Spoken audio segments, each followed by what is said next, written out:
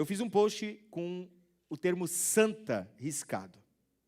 E é lógico que começaram ali, porque riscou a santa, você está profanando a ceia. Por que você não fala santa ceia? Qual é o motivo de tudo isso? E é lógico que nós vamos iniciar pensando um pouquinho do porquê que foi se institucionalizado o termo santa ceia. É estranho pensar nisso, porque a palavra santa traz uma perspectiva de sagrado. Enquanto, na verdade, o termo Santa Ceia não foi utilizado nas Escrituras. Nós temos a última ceia, a ceia do Senhor, a ceia da comunhão, mas Santa Ceia não. Isso é sacramentado. Não santo, mas sacro. Nós estamos falando daquilo que a instituição torna intocável, torna diferente, especial. O termo santo serviu durante muito tempo para separar, não unir. Se a gente for entender, quando que a ceia se perdeu do seu termo original? Mais ou menos por volta do século III e século IV. Assim que nós temos um movimento chamado Igreja-Estado. A igreja, através de Constantino, o imperador, começa a se unir ao Estado. E ali forma uma grande potência. A partir dali começam-se as institucionalizações daquilo que era santo, mas se tornou sacro. Por que sacro? Porque sacro eu consigo separar. Sacro eu consigo diferenciar. Agora, é lógico que se eu perguntar aqui para algumas pessoas que estão na live ou alguém que estiver aqui, você já deve ter passado pela ceia algumas vezes na sua vida. Quantos aqui já tomaram ceia alguma vez? Já tomaram ceia? Não? Alguém aqui já foi proibido de tomar ceia por alguma razão? Já foi? Já foi proibido? É muito comum que você, numa instituição, seja proibido de tomar ceia. Vamos pensar aqui, eu queria que vocês me ajudassem agora. Pensa motivos que te fizeram, ou que fazem pessoas serem impedidas de tomar a ceia. Tem alguns motivos? Tem. Não ser batizado. Vício. Olha, se fumou essa semana, não tome a ceia. Porque senão tomará para a própria condenação. Quem já escutou isso? Diga um amém bem alto, igreja. Amém. Já escutou? Quem não foi batizado e não desceu as águas, não toma ceia. Eu escutei coisas piores, por exemplo, se você não foi batizado nas águas, e se você não toma ceia, se Jesus voltar, você vai ficar. Olha que é uma igreja fundamentada nos padrões do sacro e não do sagrado. As crianças estão hoje, mas é isso, crescer, né? É do sacro e não do sagrado. A igreja foi fundamentada assim. Tem mais. Se você não dizimar, olha aí. Se não dizimar, você não pode tomar ceia, porque senão você não está em comunhão com o corpo. Então, você está fora. Então, quando o diácono passa servindo a ceia, eu falei até com Simone agora sobre essa questão da ceia, quando o diácono passa para servir a ceia, dizimou. Não, então não pegue a ceia. Pecou. Olhou alguma mulher na rua, não tome a ceia. Sim. Falou palavrão essa semana, não pega do cálice. Não, você não. O que foi? Não veio esse mês na igreja, por quê? Porque tinha jogo do Mundial de Clubes. Não tome a ceia. Palmeiras perdeu. Por isso que eu sempre fui fluminense. Então não tome a ceia. Bebeu o quê? Vinhozinho. Com pizza, sábado à noite nesse frio, não tome a ceia.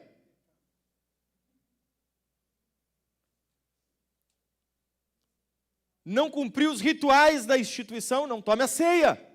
Olha como existe um movimento de segregação. E aí vocês devem estar falando, mas o momento da ceia é especial. Mas aí nós vamos ter um outro lado da ceia. Ceia é cobertura espiritual? Não é cobertura espiritual, pelo amor de Deus. Então, se eu não tomo a ceia naquele primeiro domingo do mês, o meu mês está em risco. E já escutei essa também. Se você não tomou a ceia no primeiro domingo, você está fora de cobertura. E ali você está vulnerável para o diabo vir voando até a sua casa e tomar conta e vai adoecer os seus filhos. E o pior de tudo é que naquele mês, porque está frio, o filho fica com gripe, febre, tem que tomar, né? E aí chega lá e ora pelo meu filho. Você tomou ceia? Você tomou ceia? Olha aí, ó, o seu filho está doente porque você não tomou ceia.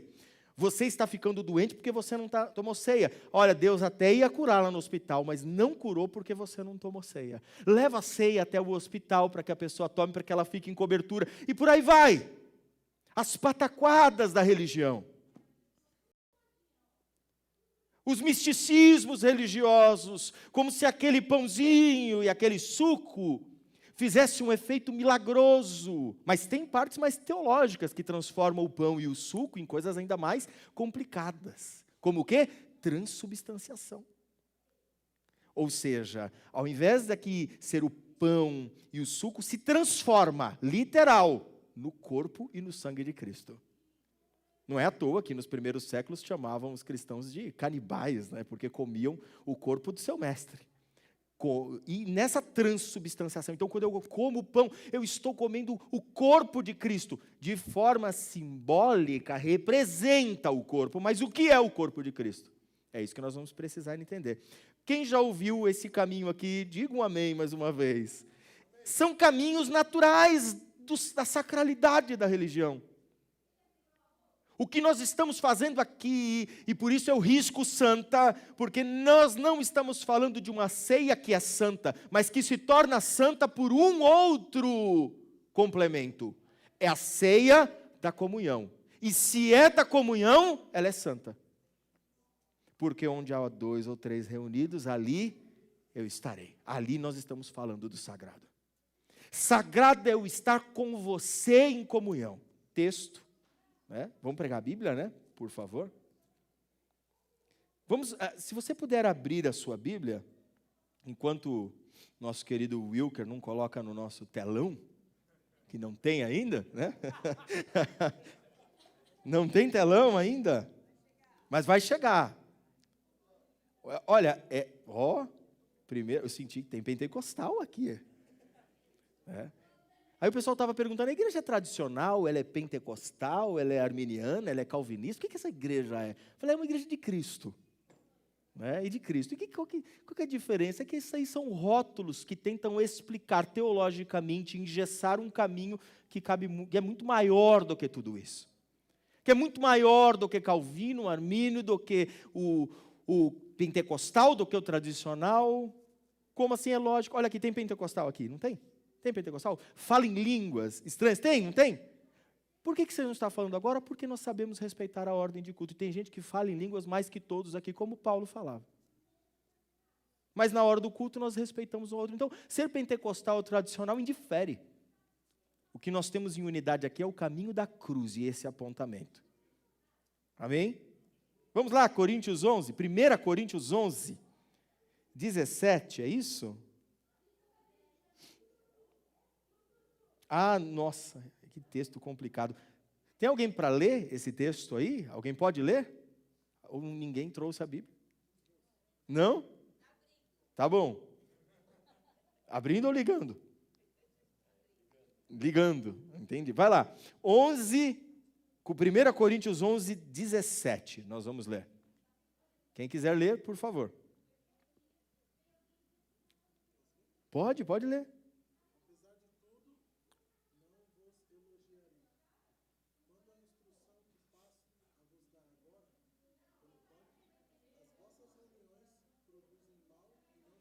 Pronto.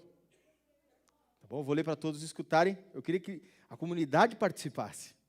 Olha só, o primeiro texto de Coríntios já é uma grande porrada. É uma grande chicotada. 1 Coríntios 11, 17 diz assim, entretanto, nisto que lhes vou dizer, não os elogio. Paulo está falando com a igreja de Corinto. Pois as reuniões de vocês mais fazem mal do que bem. Ele está falando de ceia aqui, tá bom? Olha, a ceia de vocês tem sido ceia que está fazendo mais mal para a comunidade do que bem. Está causando mais dano do que bênção. Está derrubando mais que erguendo. Está afastando mais que acolhendo. Continuando, em primeiro lugar, ouço que quando vocês se reúnem como igreja, como corpo, como comunidade, há divisões entre vocês.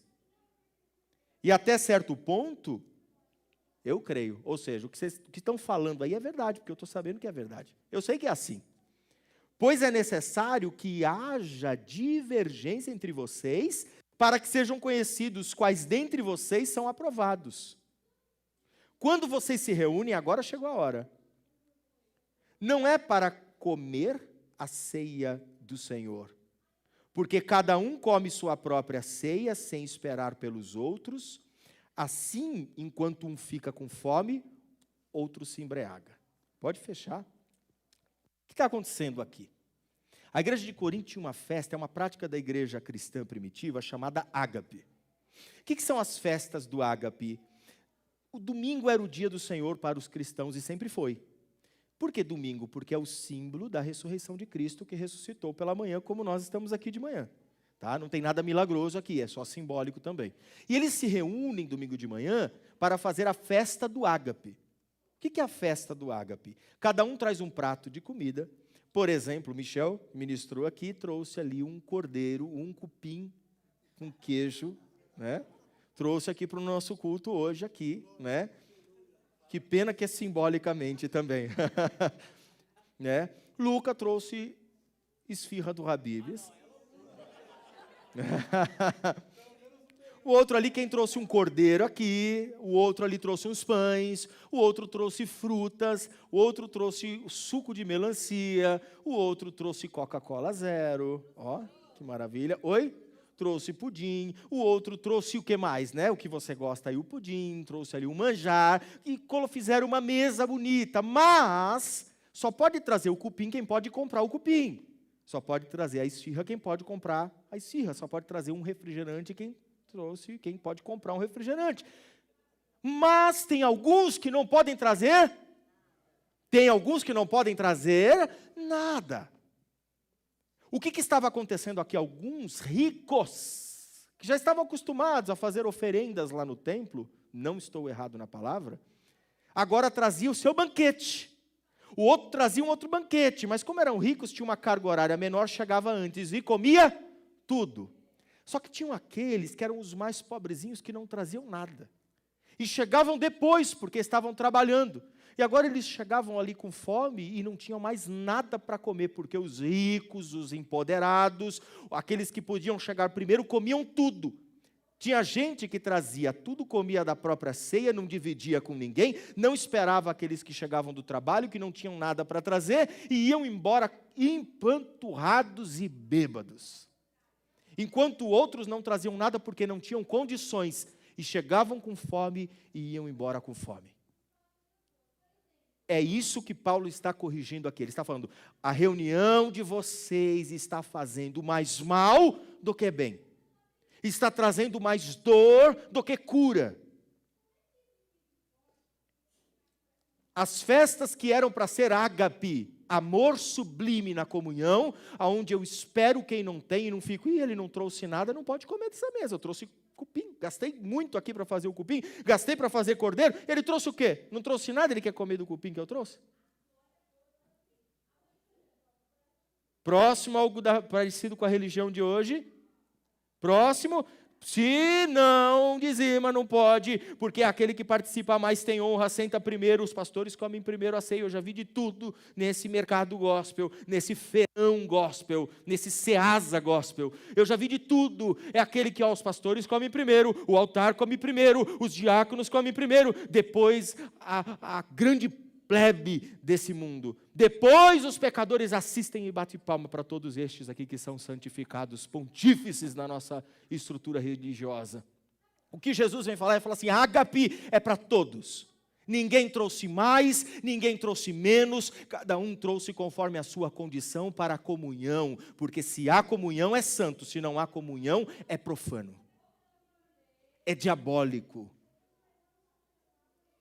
Vocês estão se reunindo para quê? Para sentar à mesa, para pensar que estão sendo santificados porque trouxeram mais? Ou para esperar os que não trouxeram nada para comer primeiro? Ou será que não ouviram o que Jesus ensinou aos últimos? Serão os primeiros. Se eu trouxe mais, eu sento e espero. Se eu trouxe mais, eu pego um prato e começo a servir quem não tem. Igreja? Tem igreja? Tem igreja, tem ceia, é santa, tem que ter corpo. Tem que ter corpo partido para existir um corpo unido. O corpo se partiu e a igreja falou, vamos nos partir também. O corpo partiu pela salvação de todos e agora a igreja está partida para a destruição de cada um. Sou líder do quê? Você é líder? Então se não sobrar você nem come. Você serve. Você é pastor? Então você foi chamado a servir e não para comer. Come depois. Todo mundo comeu, os famintos se alimentaram. Então agora sobrou. Então vamos comer. Agora tem para todos, e essa será a nossa comunhão sempre aqui. Amém? Terá para todos, terá para sobrar. Então comemos todos na mesa do Senhor. E assim nós viveremos exatamente a santa que é ceia. Porque onde há 2 ou 3 reunidos, ali Ele estará em nosso meio. Amém?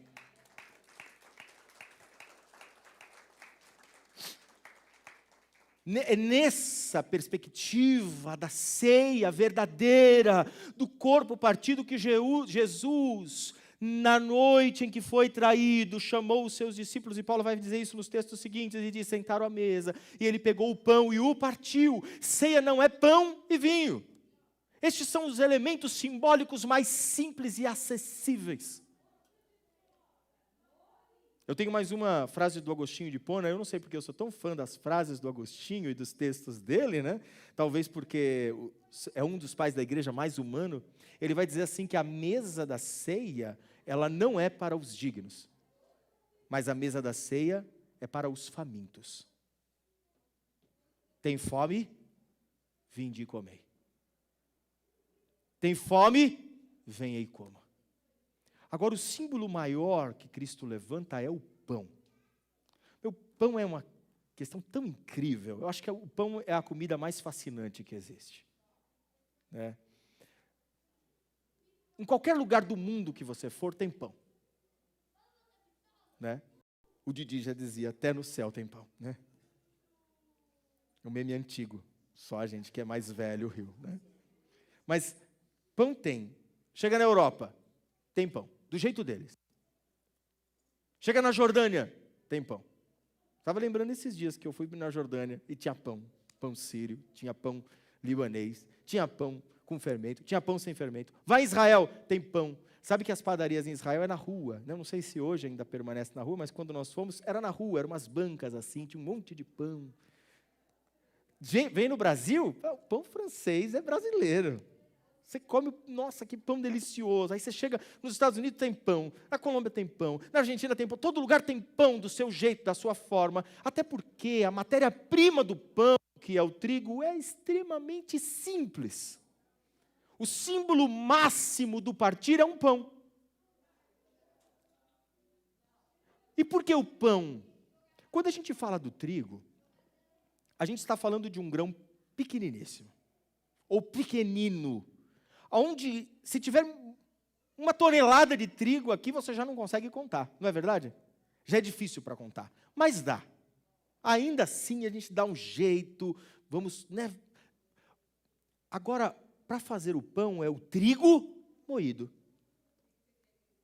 Aí aquele micro pedaço de trigo foi moído, e aí virou a farinha de trigo. Se alguém já contou farinha de trigo, já sabe que é impossível. Vou contar a farinha de trigo. É como conte as areias do mar, né? Da praia, conte as estrelas dos céus, essa hipérbole divina, né? Ou esse desafio de Deus à humanidade, veja a minha grandeza, o pão está igual. Conte as farinhas, os trigos moídos que viraram farinha, que fizeram o pão, é impossível. Ou seja, está tão misturado que eu já não sei mais nem que grão formou este pão, é a massa conjunta, e é exatamente ali que nós formamos essa massa única chamada pão, que ali Jesus diz, esse é o meu corpo.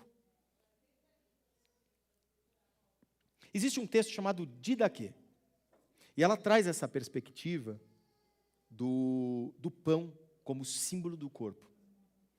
E é logo em seguida, aqui nós temos no capítulo 12, um texto de Paulo que no título diz diversidade na unidade.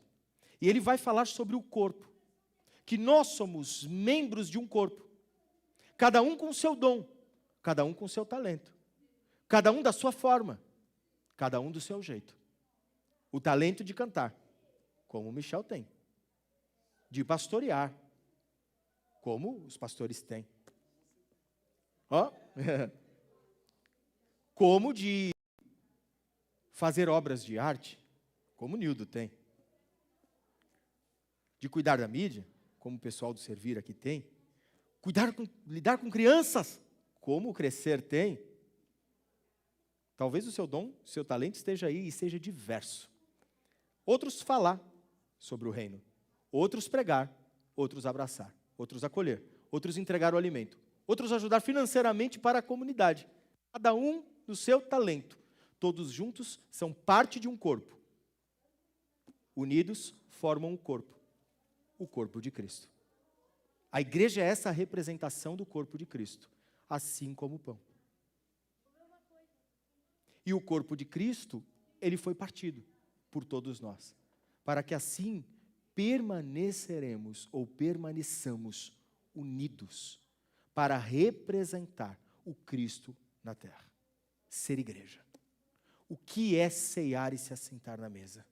E quem pode se assentar à mesa? Quem podia se assentar na mesa do ágape? Todos. Todos. Mas eu pequei essa semana, não diga, examine-se o homem a si mesmo. Não é assim? Examine-se o homem a si mesmo. E é aqui que gera todo esse turbilhão de pensamentos. Porque eu tenho que olhar para dentro de mim. Olha, agora abaixa a sua cabeça na hora da ceia. Pense agora, o que você fez de errado essa semana? Aí você começa. Xinguei o patrão em pensamento. Ai, meu Deus, xinguei no trânsito também. Tomei uma multa porque andei na linha de ônibus, né? Fingindo estar com pressa ou com alguém doente dentro do carro. Pisca-alerta ligado. Oh, Deus, me ajuda, Pai. Perdi a paciência no jogo essa semana. Não aguentei, tomei um copinho de cerveja. Ai, meu Deus, me ajuda.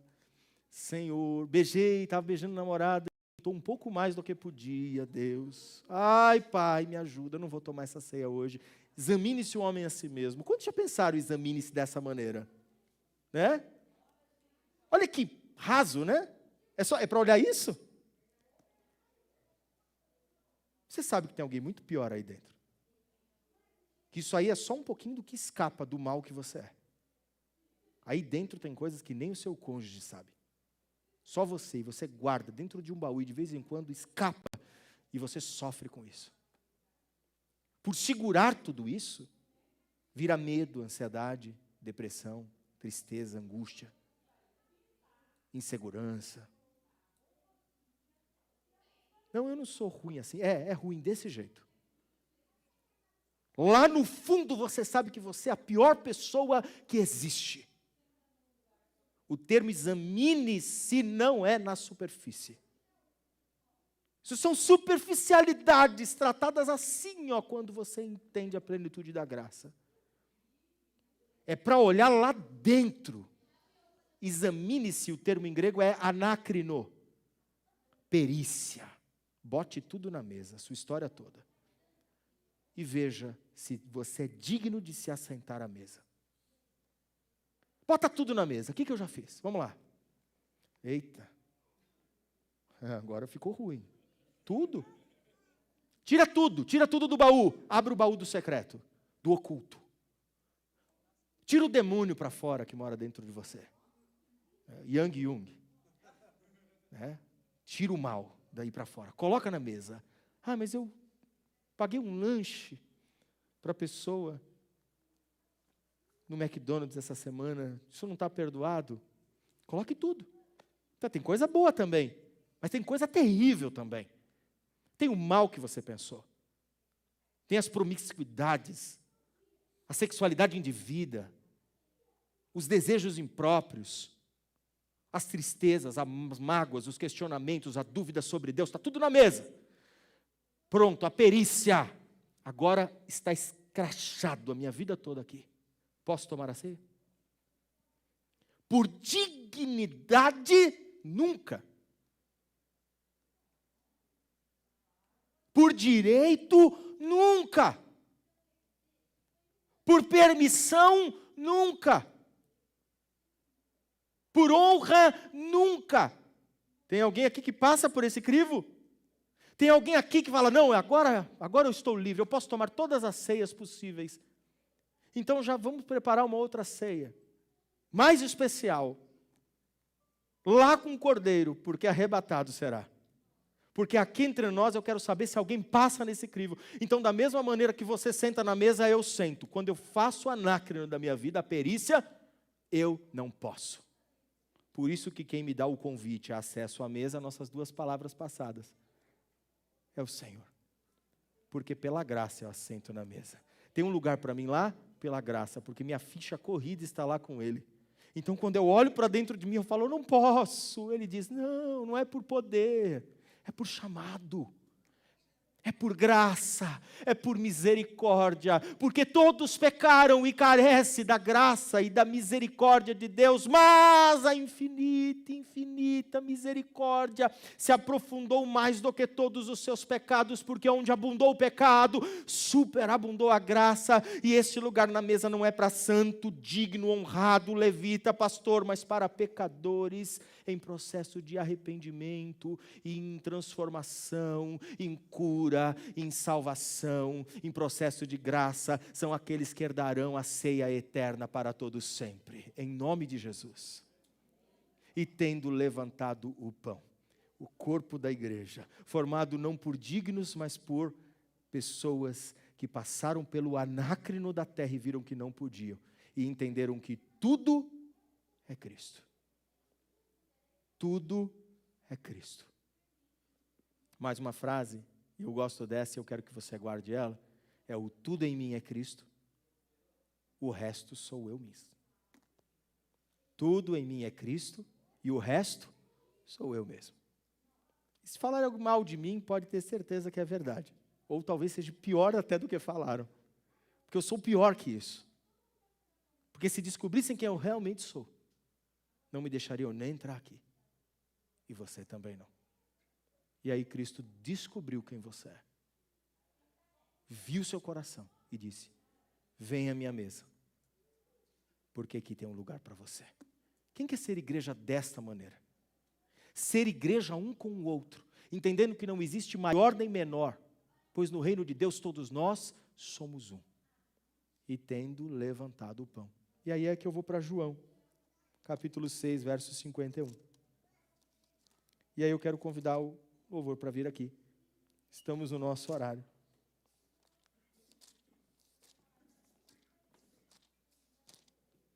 João 6, 51. Jesus diz, eu sou o pão vivo que desceu do céu. E se alguém comer deste pão, viverá para sempre. Este pão é a minha carne, que eu darei pela vida do mundo, de todos. Tem alguém que você gostaria de ver à mesa com você? Hoje? Tem? Tem alguém que você ama muito, você fala assim, eu gostaria muito de sentar com ele na mesa hoje. Você não precisa estar aqui para sentar na mesa da ceia com ele hoje. Você pode estar hoje na hora do almoço. Você convidou ele para almoçar na sua casa hoje? Convidou ou não? Ou você achou que ceia era o primeiro domingo do mês? Todo domingo de ceia nós vamos fazer uma série, que é a Talmidim, só que é o que Jesus nos ensina sobre ceia. Para que a gente possa aprender mais sobre ceia. Hoje, almoço, o que vai ter na sua casa? Diga aí. Vai lá, tia, o que vai ter na sua casa hoje? Cupim? Frango assado? Quem vai comprar um franguinho hoje? Oi? Costela. Boa. Nilton, essa pessoa que você imaginou aqui, falou, queria tanto tomar essa ceia da igreja com essa pessoa aí. Olha, a costelinha, quantos ossinhos tem? 8? Estou vendo só 4 aqui na sua família. Dá para convidar mais 4 aí, não dá? Santa ceia, ou ceia santa é da comunhão. Ceia é você sentar na mesa da sua casa com quem você ama, dar risada. Ceia é o churrasquinho de domingo, aleluia, olha só, junto com quem você ama, olhando para os olhos de quem você ama, de quem está na sua família e falando, Vamos comemorar. Estoura o champanhe. Vamos festejar hoje. Sem eixos, sem fome e sem embriaguez. Amém? Assusta. Nós estamos lidando com uma igreja madura, capaz de não viver a embriaguez do abuso, nem a limitação da fome, mas entender que em tudo eu tenho discernimento, porque o que vale aqui é estar em comunhão.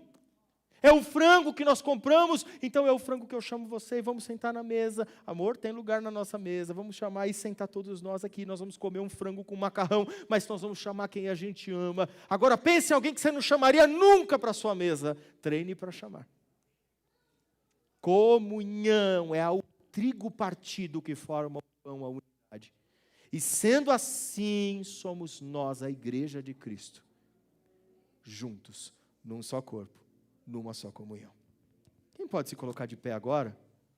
Quem acredita que nesse momento viverá muitas ceias, porque tem ceia hoje no almoço, ceia na janta, e tudo santa. Está com a sua família só, é santa. Ceia na segunda, ceia na terça, ceia na quarta, dá para ceiar todos os dias. Tem uma questão, uma única instrução: todas as vezes que fizer isso, faça em memória de mim.